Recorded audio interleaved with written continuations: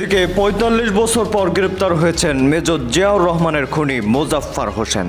দেওয়া হয়েছে রিমান্ডে। বেরিয়ে আসলো ভয়ানক সব তথ্য। জিয়া হত্যায় বিএনপির প্রভাবশালী ৫ জন জড়িত, করা হয়েছে নাম ঘোষণা। প্রয়াত রাষ্ট্রপতি জিয়াউর রহমান হত্যায় সরাসরি জড়িত পলাতক মেজর মোহাম্মদ মুজাফফর হোসেনকে ৪৫ বছর পর আটক করেছে ডিবি পুলিশ। বনানী থেকে গ্রেফতারের পর তাকে হস্তান্তর করা হয়েছে সেনাবাহিনীর কাছে। বিচার হতে পারে সামরিক আইনে। একটি হত্যাকাণ্ড যা বদলে দিয়েছিল বাংলাদেশের ইতিহাসের গতিপথ, একটি রাত যা স্তব্ধ করে দিয়েছিল পুরো জাতিকে, আর একজন মানুষ যিনি দীর্ঘ ৪৫টি বছর ধরে আইনের চোখকে ফাঁকি দিয়ে পালিয়ে বেড়াচ্ছিলেন অন্ধকারের চাদরে। ৪৫ বছর পর শহীদ রাষ্ট্রপতি জিয়াউর রহমান হত্যার মূল ঘাতক অবসরপ্রাপ্ত মেজর মুজাফফর হোসেনকে গ্রেপ্তার করেছে ঢাকা মহানগর গোয়েন্দা পুলিশ। মধ্যরাতে রাজধানীর বনানী ডিওজেস থেকে তাকে গ্রেপ্তার করা হয়। প্রয়োজনীয় আইনগত প্রক্রিয়া শেষে তাকে সেনাবাহিনীর কাছে হস্তান্তর করা হয়েছে। তারেক রহমান সত্যিই কি এ খোঁজ চান যে কারা তার পিতাকে এতটা নৃশংসভাবে হত্যা করেছিল? দর্শক, এতক্ষণ দেখছিলেন সংবাদের শিরোনাম। এবার আপনাদের বিস্তারিত জানিয়ে দেব। দর্শক, টানা ৪৫ বছর পালিয়ে থাকার পরে এবার গ্রেপ্তার হয়েছেন মেজর জিয়ার খুনি মুজাফফর হোসেন। দর্শক, সাধারণ একটা কল রেকর্ডের মাধ্যমে তাকে বাংলাদেশের সিআইডি গর্ত থেকে টেনে বের করেছে এবং রিমান্ডে দিয়েছে। তবে সবথেকে চাঞ্চল্য এবং সবথেকে গুরুত্বপূর্ণ যে বিষয়, সেটা হলো তাকে রিমান্ডে দেওয়ার পরে বেরিয়ে এসেছে ভয়ানক তথ্য। সেই তথ্যগুলো কি কিছুটা বলি। সেটা হলো বিএনপির বর্তমান যারা আছে তার ভিতর থেকে প্রভাবশালী কয়েকজন নেতার নাম তিনি ফাঁস করেছে, যেটা আমরা প্রতিবেদনে দেখব। তো আমি বেশি কথা বাড়াবো না। এখন আপনারা কমেন্টে জানাবেন যে মেজর জিয়া তাকে যে শেষ করে দেওয়া হয়েছিল, তার খুনিকে পাওয়া গেছে, তাকে কী ধরনের শাস্তি দেওয়া উচিত বলে মনে করেন। শেখ মুজিবের খুনিকে কিন্তু শেখ হাসিনা ছাড়ি নেই, তাহলে তারেক রহমান কি ছাড়বে? আপনার কি মনে হয়? তো দর্শক, চলুন আমরা বিস্তারিত প্রতিবেদন দেখে আসি কিভাবে তাকে গ্রেপ্তার করা হয়েছে এবং রিমান্ডে তিনি কি কি ফাঁস করেছেন, কোন কোন হেভিওয়েট প্রভাবশালী নেতা জড়িত, সেটাও আমরা দেখব। আশা করি শেষ পর্যন্ত থেকে বিস্তারিত কমেন্টে লিখবেন। আর হ্যাঁ, পরবর্তী ভিডিও পেতে চ্যানেলটি সাবস্ক্রাইব করবেন। তো দর্শক, চলুন দেখে আসা যাক। অবশেষে ধরা পড়লেন শহীদ রাষ্ট্রপতি জিয়াউর রহমান হত্যার মূল পরিকল্পনাকারী এবং ঘাতক অবসরপ্রাপ্ত মেজর মুজাফফর হোসেন। দীর্ঘ ৪৫ বছর পর গত রাতে বনানী ডিওএইচএস থেকে তাকে গ্রেফতারের পর সেনাবাহিনীর কাছে হস্তান্তর করেছে ডিবি। আর এতদিন দেশে বিদেশে আত্মগোপনে ছিলেন ইতিহাসের জঘন্যতম এই হত্যাকাণ্ডের খলনায়ক মেজর মুজাফফর। বিস্তারিত জানাচ্ছেন মহিম মিজান। ৩০ মে ১৯৮১ রাত ২:৩০ চট্টগ্রাম সার্কিট হাউসে একদল সেনা কর্মকর্তা গুলি করে হত্যা করে রাষ্ট্রপতি জিয়াউর রহমানকে। জনতা রাষ্ট্রপতির এমন নির্মম হত্যাকাণ্ডের খবরে লাখ লাখ মানুষ রাস্তায় নেমে আসে। তৈরি হয় এক শোক কাফেলা, যে শোকের কাফেলা বাংলাদেশের মানুষ আর কখনো দেখেনি। শহীদ প্রেসিডেন্ট জিয়া রহমানকে হত্যার পরপরই গঠিত হয় সামরিক আদালত, যে আদালতে বিচার মুখোমুখি করা হয় ১৮ জন সেনা কর্মকর্তাকে। এর মধ্যে ১৩ জনকে মৃত্যুদণ্ড ও ৫ জনকে বিভিন্ন মেয়াদে কারাদণ্ড দেওয়া হয়। পরবর্তীতে ১২ জন সেনা কর্মকর্তার ফাঁসি কার্যকর করা হয়। মৃত্যুদণ্ডপ্রাপ্ত আসামি সাবেক সেনা কর্মকর্তা মোজাফফর হোসেন পলাতক থাকায় তার সাজা কার্যকর করা যায়নি। প্রথম কথা যে সেনা যেটা বলে যে কোন সেনা সদস্য ও তার ইউনিট থেকে পলাতক হয়ে গেলে সেটা ওনারা পুলিশকে একটা ইনফর্ম করে এবং এটা ইয়েও আছে, ওনাদের আছে ধরার সঙ্গে সঙ্গে আমরা যে কাউকে এরকম অ্যাবসকান্ডেড কাউকে পাওয়ার সঙ্গে সঙ্গে আমরা তার সেনা ইয়েকে করে তাদের কাছে হস্তান্তর করি। যথারীতি আপনি জানেন যে পুরাতন পত্রিকা দেখলে বুঝবেন যে ওনাদেরকে ওনার নামে ধরে দিতে পারলে ২ লাখ টাকা পুরস্কার ঘোষণা করা হয়েছে। তখন আমরা জানি যে উনি পলাতক। আমাদের কাছে নিউজ ছিল, নিউজ থাকার পর আমরা খোঁজ খবর নিয়ে জানতে পারছি উনি আসছে। তারপরে যে ওনাকে ধরে নিয়ে এসে আমরা পরিচয় নিশ্চিত হয়েছে। আমরা দীর্ঘ ৪৫ বছর ধরে পলাতক থাকার পর অবশেষে ধরা পড়লেন শহীদ প্রেসিডেন্ট জিয়াউর রহমান হত্যার মামলার অন্যতম পরিকল্পনাকারী অবসরপ্রাপ্ত মেজর মুজাফফর হোসেন। বুধবার দিবাগত রাতে রাজধানীর বনানীর ডিওএইচএস এলাকা থেকে তাকে আটক করে ঢাকা মহানগর গোয়েন্দা পুলিশ।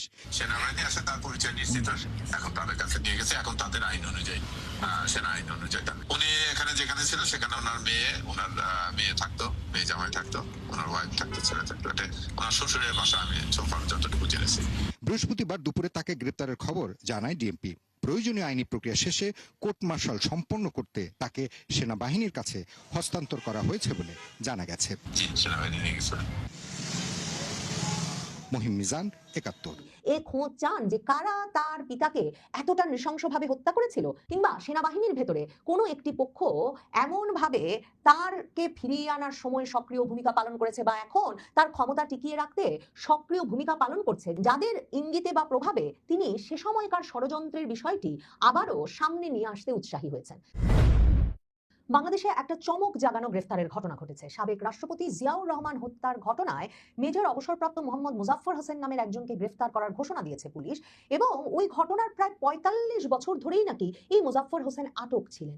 এখন আমার দেশ পত্রিকা লিখছে শহীদ রাষ্ট্রপতি জিয়াউর রহমানের হত্যাকারী মুজাফফর আটক, এমন শিরোনাম করছে। এবং প্রথম আলো পত্রিকা লিখছে যে বুধবার মধ্যরাতে রাজধানীর ডিওএইচএস এলাকা থেকে এই সাবেক সামরিক কর্মকর্তা মুজাফফর হোসেনকে পুলিশ গ্রেফতার করেছে বলে ঢাকা মেট্রোপলিটন পুলিশের ডিবি মানে গোয়েন্দা বিভাগ প্রথম আলোকে জানিয়েছে। ভেবে দেখেন, ৪৫ বছর ধরে প্রেসিডেন্ট জিয়ার হত্যাকারী পলাতক, আর সেই সাবেক সেনা কর্মকর্তাকে কিনা পাওয়া গেল সেনা কর্মকর্তাদের আবাসিক এলাকা ডিওএইচএস এর ভিতরে। আর মানে সাধারণভাবে কখনো জিয়া পরিবারের মুখে, বেগম খালেদা জিয়ার মুখে, বিএনপির মুখে কখনো আমরা জিয়ার হত্যাকারীদের বিচার করে ছাড়বো, জিয়ার হত্যাকারীদের মধ্যে যারা পলাতক আছেন তাদের নাম ধরে এদেরকে ধরা হবে, এমন কোনো প্রতিশ্রুতি, আশাবাদ কিংবা প্রত্যয়ের কথা শুনি নাই। অথচ এমন একজন ব্যক্তি যে সেনা আবাসিক এলাকার ভেতরে লুকিয়ে আছেন, ৪৫ বছর ধরেই কি তিনি ওই এলাকাতেই লুকিয়েছিলেন, কিংবা হঠাৎ করে কোথা থেকে এসে তিনি ওই সেনা আবাসিক এলাকায় ঢুকে পড়লেন আর ঢাকা মেট্রোপলিটন পুলিশের কাছে সে খবর পৌঁছে গেল, এমন অনেক বিস্ময় এবং প্রশ্নের জন্ম দিতেই হবে বা দিয়েছে এই গ্রেফতারটি। ঢাকা মেট্রোপলিটন পুলিশ সূত্র আরো জানিয়েছে যে বুধবার রাতে গ্রেফতার করার পর প্রয়োজনীয় আইনগত প্রক্রিয়া শেষে কোর্ট মার্শালের জন্য মুজাফফরকে বাংলাদেশ সেনাবাহিনীর কাছে হস্তান্তর করা হয়েছে। খালেদা জিয়া তার শাসনামলে কিংবা বিএনপি এই দীর্ঘ সময়ে কেন কখনো জিয়া হত্যার রহস্যের উদ্ঘাটন করতে চান না, এমনকি এবছরেও ৩১শে মে জিয়া হত্যার বার্ষিকের দিনে এ বিষয়ে প্রথম আলো, আমার দেশ সহ নানা পত্রিকায় নানা জনের আলাপ দেখেছি যে কেন এখনো জিয়া হত্যা রহস্যর কোনো কুল কিনারা করা হলো না। বিএনপি, খালেদা জিয়া কিংবা এখন বর্তমান প্রধানমন্ত্রী তারেক রহমান, জিয়াউর রহমান পুত্র, এরা এ বিষয়ে উদ্যোগী হবেন কিনা, হলেন না কেন আগে?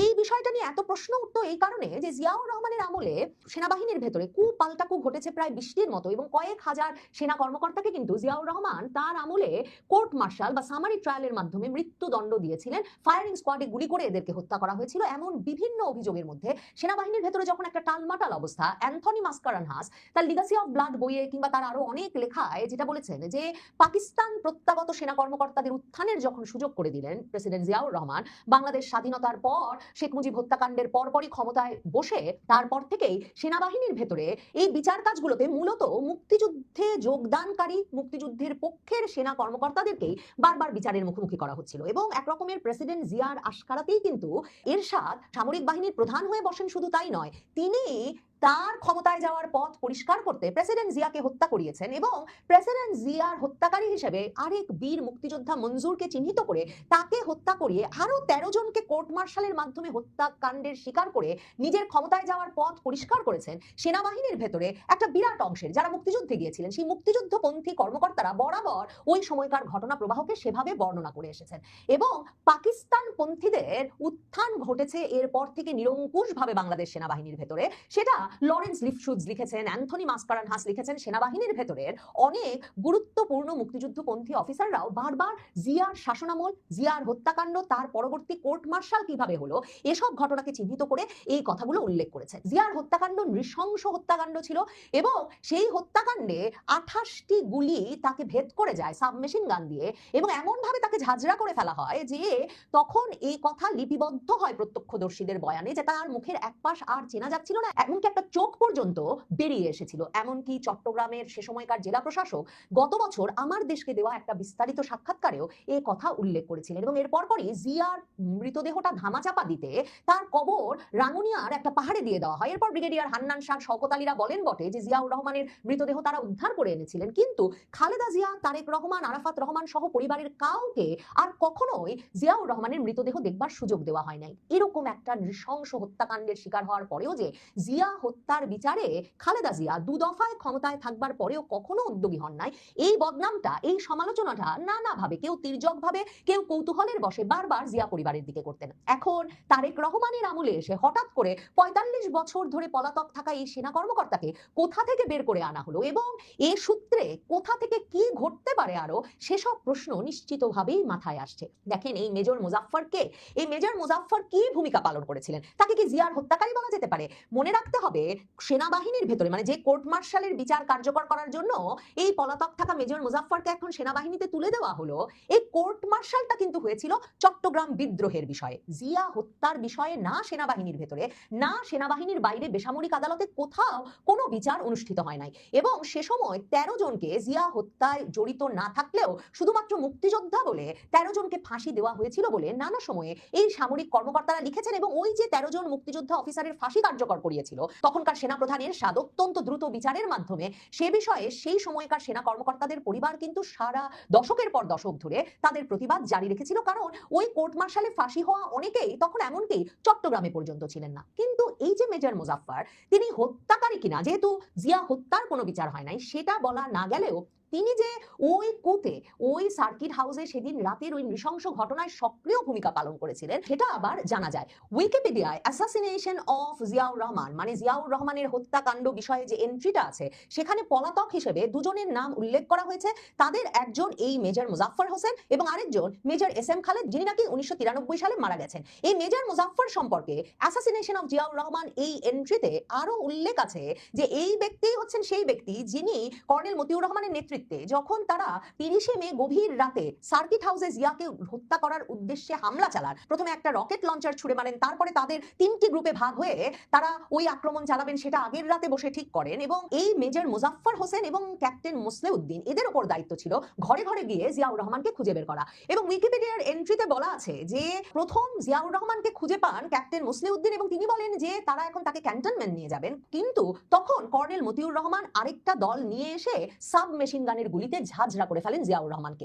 অন্য সংবাদ মাধ্যমে প্রত্যক্ষদর্শীদের বয়ানে আছে যে অন্তত ২৮টা গুলি জিয়াউর রহমানকে বিদ্ধ করে তখন চলে যায়। এই মেজর মুজাফফর এতদিন কোথায় পালিয়েছিলেন? বাংলাদেশেই ছিলেন, ডিওএইচএসেই ছিলেন। এ প্রশ্ন যেমন জাগে তেমনি প্রশ্ন জাগে যে এখন কি জিয়াউর রহমান পুত্র, তার মানে সত্যিকার অর্থেই প্রেসিডেন্ট জিয়াউর রহমানকে কোন পরিস্থিতিতে হত্যা করা হয়েছিল? সেনাবাহিনীর ভেতরে কোন পক্ষটি তাকে হত্যা করবার জন্য উদ্যোগী হয়ে উঠেছিল? মানে ষড়যন্ত্রটা কি ছিল সেটা বের করতে উদ্যোগী হবেন। কারণ জিয়ার হত্যাকারী বলে মূলত চিহ্নিত করে চট্টগ্রামের তখনকার জিওসি যে বীর উত্তম মেজর জেনারেল আবুল মঞ্জুরকে হত্যা করা হয়েছিল তার বিষয়ে কিন্তু লরেন্স লিফশুজ বিস্তারিত লিখে গেছেন যে মেজর মঞ্জুরের হত্যাকাণ্ডটা একটা ষড়যন্ত্র বই আর কিছু নয়, কারণ পাকিস্তান থেকে আসা এরশাদ যদি মেজর মঞ্জুরকে হত্যা করতে না পারতেন তাহলে জিয়াউর রহমানের হত্যার পরেও এরশাদের পক্ষে তখন ক্ষমতা দখল করে বসা সম্ভব ছিল না। কারণ মেজর মঞ্জুর, যিনি কিনা স্লিপিং ড্রেসে আরামে ঘুমাচ্ছিলেন পরিবার পরিজনের সাথে, প্রত্যক্ষদর্শী সামরিক কর্মকর্তাদের বয়ানে যেটা লিপিবদ্ধ আছে জিয়ার হত্যার সময়, সেই ব্যক্তি কিন্তু জিয়া হত্যার পরপরই রেডিওতে এসে এরশাদের কর্তৃত্ব অস্বীকার করে